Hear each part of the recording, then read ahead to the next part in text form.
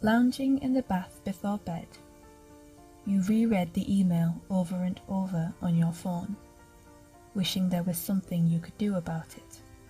It read, "Your new bed will be arriving at the weekend. Please make arrangements to be at home, as the bed cannot be delivered without a signature." Signatures aside, you couldn't wrap your head around the wait time. Today was only Tuesday. You'd even paid for expedited shipping. You dropped your phone out the side of the tub, sliding down in the water to wallow in misery. You weren't sure what you were going to do for the next few days without a bed. You supposed you could sleep on the living room couch, but you had pets, and they really enjoyed making a racket at 3 a.m. by banging their food bowls on the bottoms of their cages. It was their nightly ritual. Fortunately, one you could not hear from your bedroom, but everywhere else in the house. You had one more option, but you were dubious about it. There was always the option to stay over at your boyfriend Tamaki's house, but you thought he might die of embarrassment at the suggestion. It wasn't his fault that your bed was broken either, so you couldn't hold that over him. You decided, stupidly, to pull him full force onto your bed in a hug, and the ensuing impact cracked the bed frame. That was your fault for trying to embarrass him. He was just too damn sweet when he got flustered.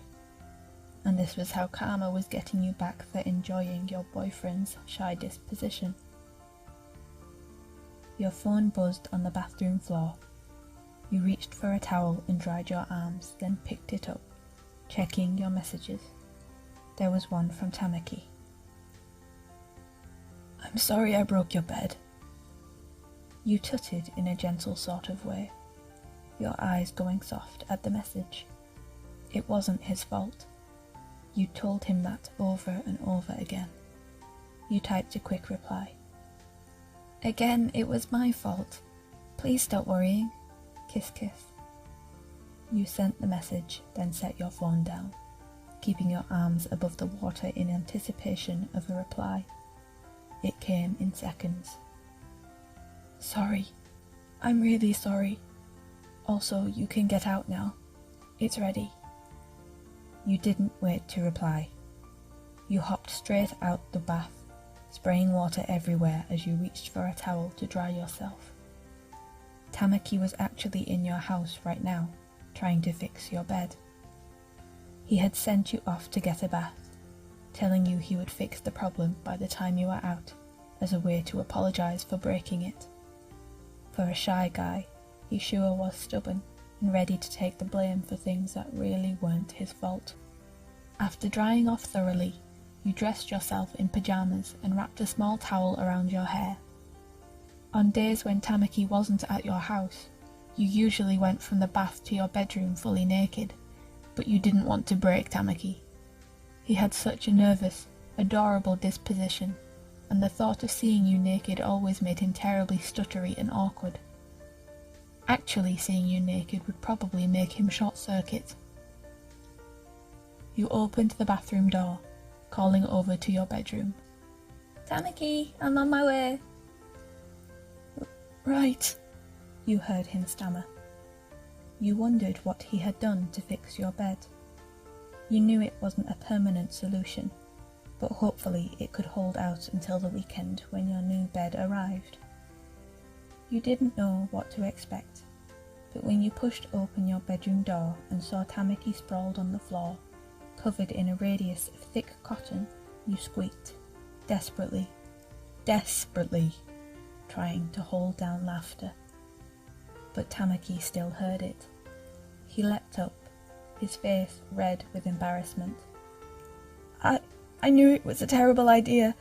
I'm so sorry. I don't know what I was thinking. You can sleep at my house. I'll stay here. It's my fault." You couldn't stand to see him so flustered, especially when he looked like a giant blushing sheep. Hoping to spare him any more embarrassment, you rushed forwards, wrapping your arms around him, or as best you could with that much fluff in the way, before burying your face into the crook of his neck, feeling the heat radiating off his face. "Tamaki," you purred, hoping the amusement in your voice sounded affectionate and not mocking. "It's not a terrible idea, not at all." For one thing, his crazy appearance meant something very important. He didn't mind you sleeping on him. No, he wanted you to sleep on him.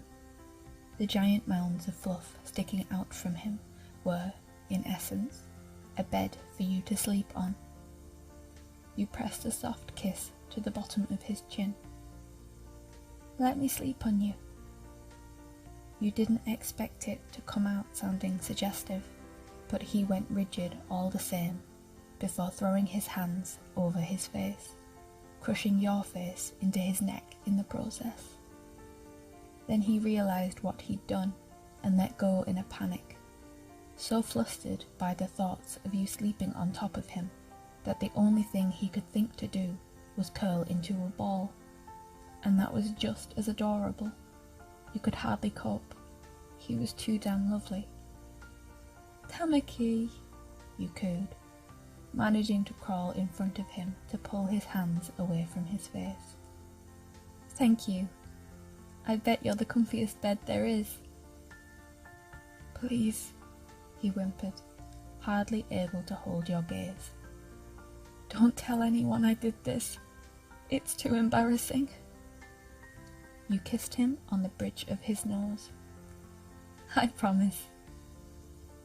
After drying your hair, the two of you settled down on the floor, cuddling in the mounds of Tamaki's temporary cotton bed. He was as cherry red as ever, but looked a little pleased with himself that you had taken him up on his offer. "My bed should be here by the weekend, but I won't make you do this every night until then." You kissed Tamaki on the cheek, and at the last second he tilted his head, placing a quick kiss on your chin. I wouldn't mind doing this again." You smiled, snuggling down into his fluff. "Then let's do this again." Tamaki smiled, watching as you closed your eyes. You looked so peaceful, until, suddenly, you opened them again. "Tamaki?" you asked, saying his name in a drawn-out sort of way. He gave a soft, then saw you trying to hold down a smirk. "What did you eat?" Tamaki flushed a brilliant shade of red, unable to roll away from you now that you were lying on him.